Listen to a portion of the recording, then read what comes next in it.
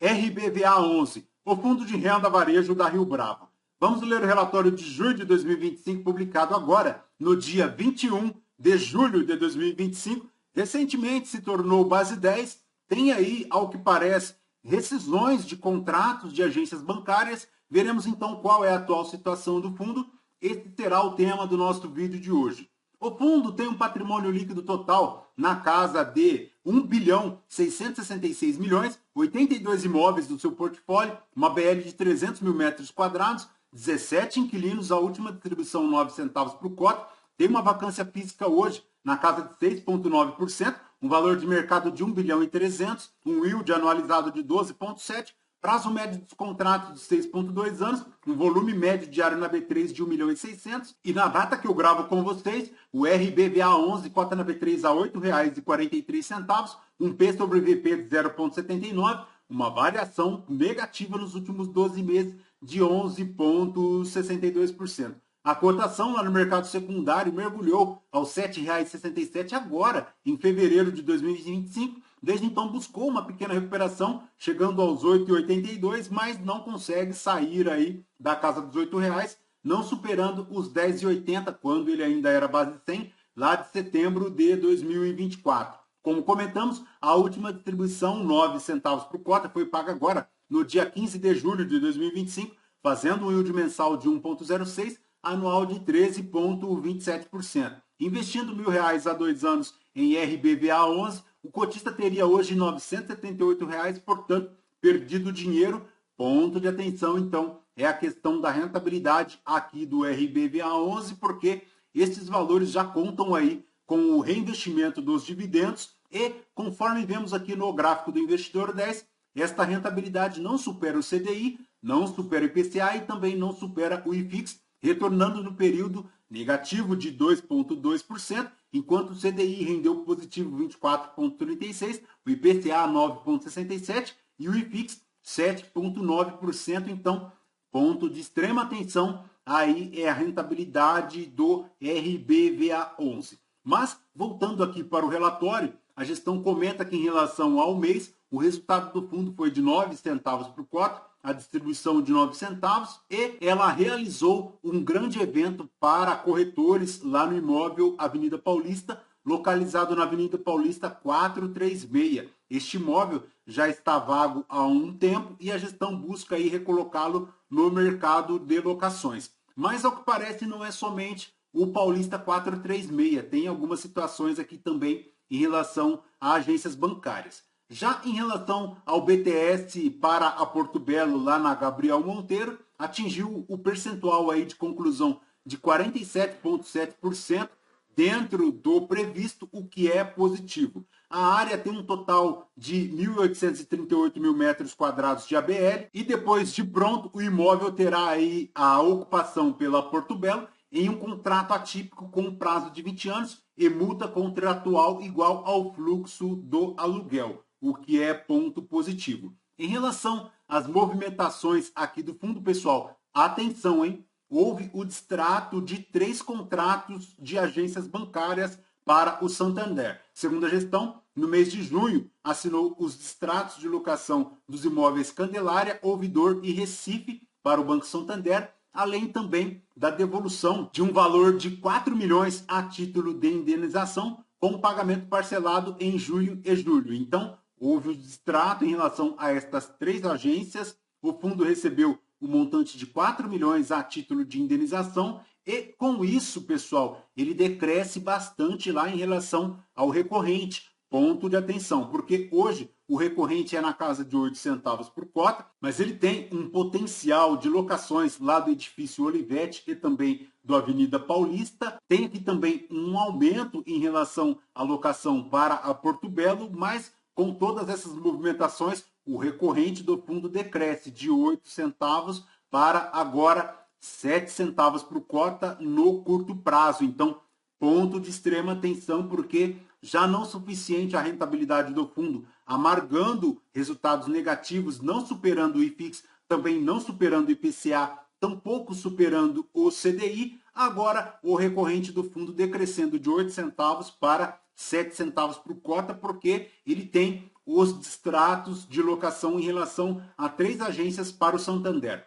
Mas veremos adiante que não é apenas isso, pessoal. O recorrente potencial do fundo, depois de todas essas movimentações, inclusive com as potenciais locações, retorna lá para a casa de 8 centavos baixo, mas ele tem aí também a entrega de um imóvel pela Caixa Econômica Federal. Segundo a gestão, desde 2014 ele tem este imóvel locado à Caixa Econômica Federal e agora, no mês de maio e início de junho, a Caixa Econômica Federal concluiu as obras para a devolução do imóvel Presidente Wilson e houve também a rescisão do contrato de locação, o que pode afetar aí ainda mais o potencial de receitas recorrentes do fundo. Então, ponto de extrema atenção é esta situação em relação às receitas aqui do RBVA11. Segundo a gestão, o fundo distribuiu 9 centavos por cota, tem aí um resultado recorrente de 8 centavos por cota e a distribuição de 1 centavo por cota de resultado não recorrente.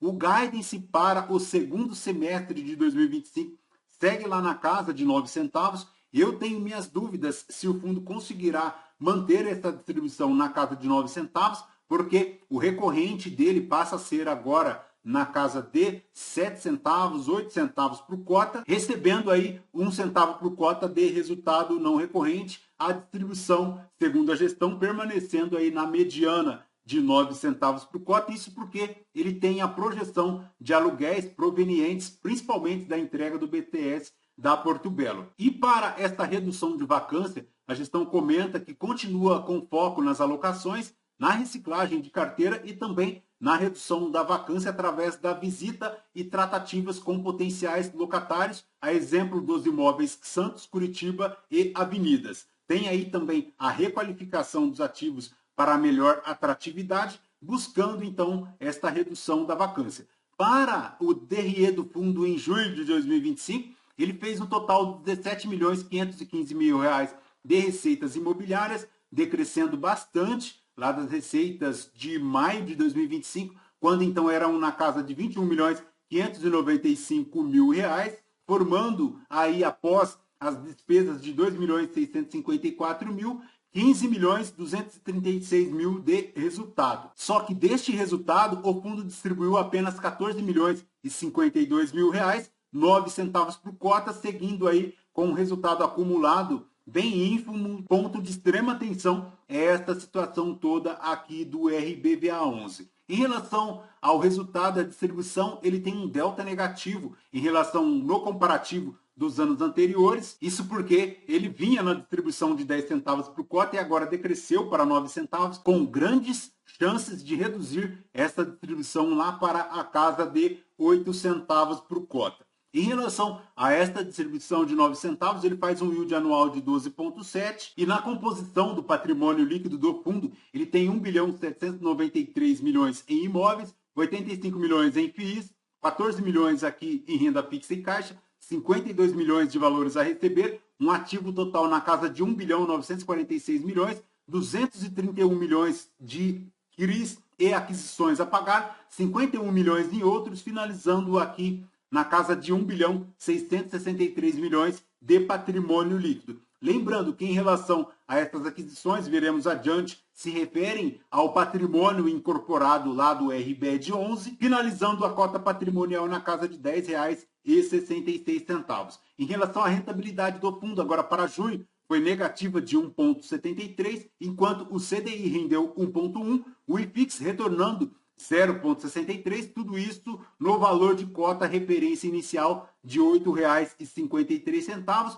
valor de cota final de R$ 8,43. Segundo a gestão, o fundo guarda aí um potencial de valorização desde o início da gestão ativa de 71%, mas ainda não é suficiente para fazer com que a rentabilidade do fundo bata pelo menos o IPCA, conforme vemos lá no gráfico do Investidor 10. Em relação ao volume de negociação na B3, ele fecha na casa de 1.600.000 ao dia, a cota a mercado fechando aí na casa dos R$ 8,50, 17% de aumento do número de cotistas nos últimos 12 meses, chegando agora na casa de 74.125 cotistas em junho de 2025. Ele tem a maior exposição aqui para imóvel varejo, 75,6%, 29 imóveis locados aqui à Caixa Econômica Federal, de um total de 81 imóveis aqui em renda varejo, distribuídos aí também ao Pão de Açúcar, ao Santander, ao Cogna, a Pernambucanas, ao Açaí, a Ânima, a Centauro, a Renner, ao Itaú, tem aqui também o Super Nosso, tem o Grupo Ultra, a Plano e Plano e também a Porto Belo, além de 13 imóveis vagos. Ele tem aí também a participação em alocações em shoppings como o LASC 11, o SHPH 11, o CPSH 11. Tem uma participação aqui também no Faria Lima com a alocação direto de fração ideal de 75 cotas das 60 mil cotas do imóvel. Em relação à indexação do portfólio, 60% deles aqui em IPCA, 40% em IGPM, a maior exposição é aqui para a região sudeste, 60% aqui no estado de São Paulo. Ele tem 56,7% dos contratos atípicos, 43% em contratos típicos. Ele tem como inquilinos 25% para a Caixa Econômica, tem aqui também 25% para a Cogna, tem 14% de Santander, 10% de Açaí, 7% de GPA. 4% aqui dos contratos agora com vencimento em 2025, sendo 11,6% das receitas agora com vencimento em julho de 2025, todas elas ao IGPM, seguido aqui de 26,9% para IPCA lá em dezembro de 2025 e 12,5% para o IGPM também em dezembro de 2025. Ele segue com 11,5% aqui de vacância, 19% para a Cogna, 14% aqui para a Caixa Econômica Federal, 12% para o Santander. São diversos imóveis espalhados aí pelo Brasil. Deixei aqui em destaques os imóveis que foram deixados aí pelo Santander, como a Candelária, tem aqui também o Ouvidor, também tem o imóvel aqui de Recife, tem a devolução aqui também da Caixa Econômica Federal para a Presidente Wilson, e em relação à alavancagem do fundo, hoje na casa de 10,78%, lembrando que são 3 CRIs, inclusive para o CRI São Bernardo do RBED, tem aqui também o CRI Santo André do RBED e também o CRI do RBVA11, montando um total aqui de R$ 29.720.000 para amortizar em 2025. Lembrando que para o CRI do RBVA 11 é a ordem de 174 milhões, para o CRI RBED Santo André 12 milhões e para o CRI RBED São Bernardo do Campo 22 milhões, chegando a um total aí de 10,78% de alavancagem do fundo. Perfeito, pessoal? De RBVA 11 é basicamente isso.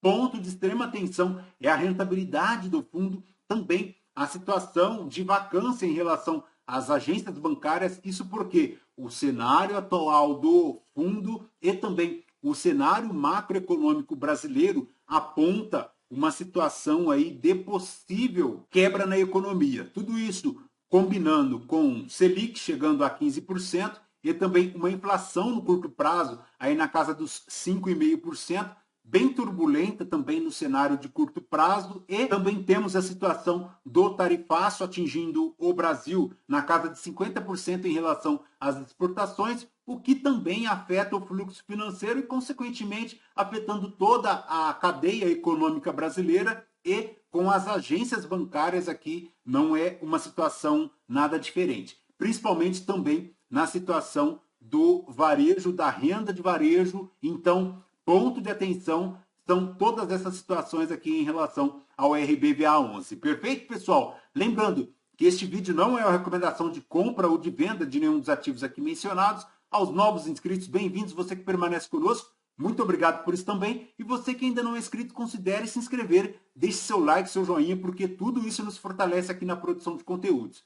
Fechou? Voltamos então com vocês no próximo vídeo. Por hoje, de RBVA 11 é somente isso. Fraterno abraço a todos. Até mais.